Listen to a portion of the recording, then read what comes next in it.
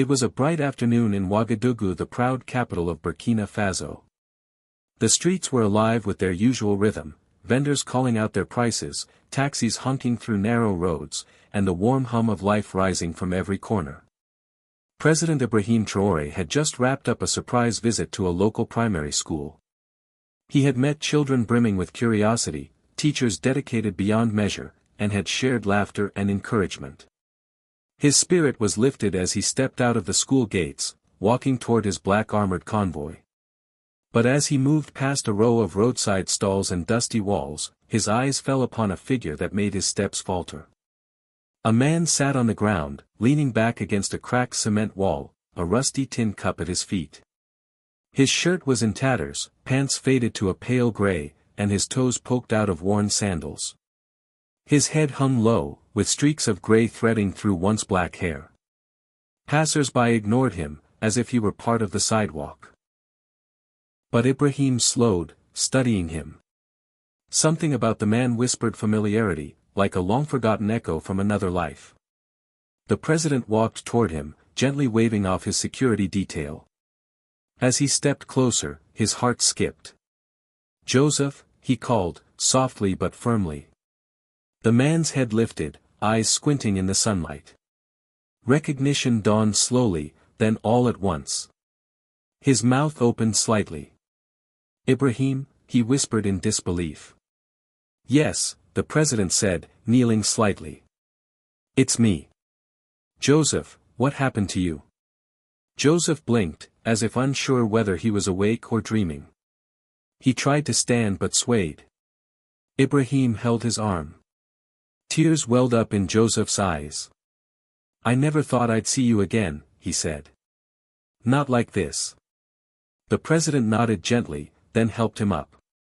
"Come with me. You're not staying here." Joseph looked down at his torn clothes. "I can't sit in your car like this," but Ibrahim squeezed his shoulder. "You're my friend. That's what matters." That day, Joseph stepped into the president's car, unsure of what awaited him. At the presidential residence, staff offered him new clothes, a hot shower, and a warm bed. For the first time in years, he didn't eat from a street vendor or sleep under the open sky. He sat across from Ibrahim that evening in the garden, holding a cup of tea, unsure how to begin. "Tell me everything," Ibrahim said softly. Joseph sighed deeply. "I was once the principal of a school in Bobo Dioulasso. My life was simple, but it was good. I married Stella, beautiful, intelligent. At first, we were happy. I thought we were building a future. But slowly, she changed. She stopped smiling. Spent more time on her phone than with me. I ignored the signs.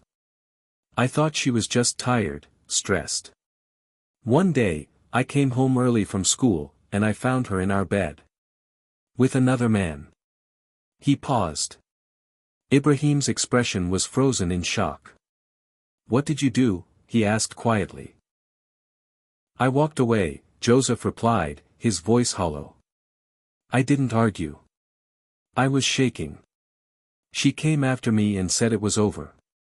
She told me to leave the house because the man she was with is the one she now loves." Ibrahim clenched his fists. "You built that house?" "Yes. With my savings. My sweat. But she took me to court. She lied, said she supported me financially. She had fake receipts. And the judge ruled in her favor." Joseph's voice broke. "I lost everything. My house. My dignity. Eventually, even my job." He paused, swallowing hard. "I moved in with a friend.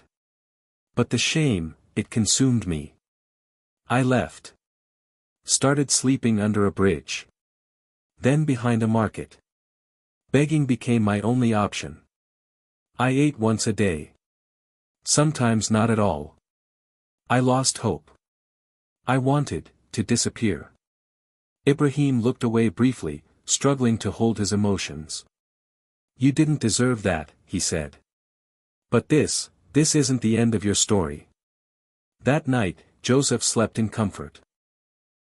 The next morning, he awoke to the smell of fresh bread and coffee. He blinked against the soft white sheets, thinking he was still dreaming. A staff member entered. "Good morning, sir. Breakfast is ready." Joseph couldn't remember the last time someone had called him, sir. Later that day, Ibrahim sat with him under the shade of a mango tree. "Your story moved me. But we can't leave it there. Today, you'll see a doctor. And I have something else to show you." By afternoon, Joseph had been examined, given medicine, and treated with dignity. His hair was cut, his beard trimmed. When he looked in the mirror, he gasped softly. He saw someone he thought he had lost forever. That evening, Ibrahim took him on a drive to the outskirts of the city. There, nestled among tall sunflowers and freshly planted shrubs, stood a cream-and-brown house with a green roof. "This is your new home," Ibrahim said. Joseph's jaw dropped. "What?" "Yes. It's fully paid for. No one can take it from you." Joseph collapsed to his knees. Tears flowed freely. Why would you do this for me?" Ibrahim smiled.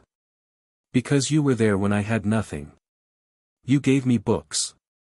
Encouragement. You saw something in me when I couldn't see it myself. I haven't forgotten." Inside, the home had a furnished bedroom, a cozy kitchen, and a quiet office with a bookshelf. "Also," Ibrahim continued, "I've opened a shop for you. A bookstore and school supply store. Near a school. You'll manage it. And I'll support it for the first year." Joseph wept with gratitude. Over the next few weeks, he threw himself into his new life. He opened the shop early, arranged pens and books with care, and slowly became known in the community again. Students visited daily. Teachers too. Some stayed for advice. Some just came to talk. Joseph became a quiet guardian of hope. One Saturday afternoon, as he organized notebooks, a voice called, "Excuse me," he turned. A woman in a blue dress stood at the door. She smiled warmly. "Do you sell mathematics textbooks for seniors?" "Yes," Joseph said. "Come with me." She introduced herself as Grace, a teacher at the nearby school. Over time, Grace returned often, sometimes to buy supplies, sometimes just to chat. She had lost her husband 5 years earlier and was raising her daughter Rachel alone. Joseph and Rachel bonded quickly.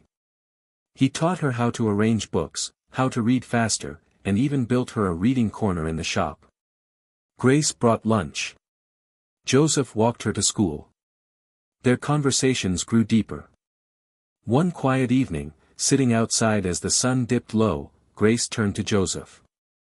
"You're not just strong. You're kind. That's rare." Joseph smiled. "I'm just thankful to be alive." One sunny afternoon, Joseph brought Grace and Rachel to a garden. As Rachel picked flowers nearby, Joseph knelt and held a small box. "I don't have riches," he said. "But I have peace, love, and respect. Will you marry me?" Grace's eyes filled with tears. "Yes. 1,000 times yes." Their wedding was simple. President Traoré attended, beaming. "You found your joy," he whispered. "You helped me find it," Joseph replied. Months passed. Joseph launched the Joseph Foundation, helping men who had fallen through life's cracks. Some became tailors. Others barbers. Others small traders. Joseph mentored each of them. "I once had nothing," he told them. "But someone reached for me. Now, I reach for you." 1 year later, President Traoré invited Joseph to speak at a youth summit. As Joseph stepped onto the stage in a gray suit, the hall fell silent. "I was once respected. Then I was betrayed. Then I was discarded. But one man, my friend, remembered me. He lifted me. Restored me. Today, I am a father. A husband. A leader. Because broken things can be beautiful again. The crowd rose in applause.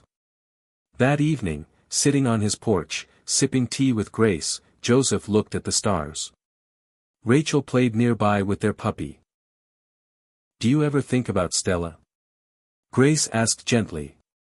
Joseph paused. Not with anger. Just wonder.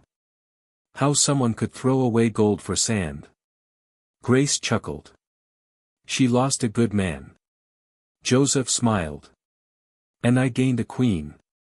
In another town, Stella worked as a server at a roadside restaurant. Her face had aged. Her laughter was gone. The man she had chosen had taken everything and vanished. She had seen Joseph's photo online, happy, successful, loved. She had tried to reach out, but it was too late. The house she stole was long gone. The man she scorned had become everything she never believed he could be, without her. One evening, Ibrahim called Joseph to the palace. They sat in the garden. Ibrahim handed him a small box. "What's this?" Joseph asked. "An award," Ibrahim smiled. "For the lives you've changed." Inside was a golden medal. Joseph stood, tears rising. "You didn't just change my life. You gave me the power to change others." Ibrahim nodded. "That's the power of one hand. Lifted in kindness." Joseph looked up at the stars. Who would have thought, he whispered, that the man with nothing would one day have more than he ever dreamed.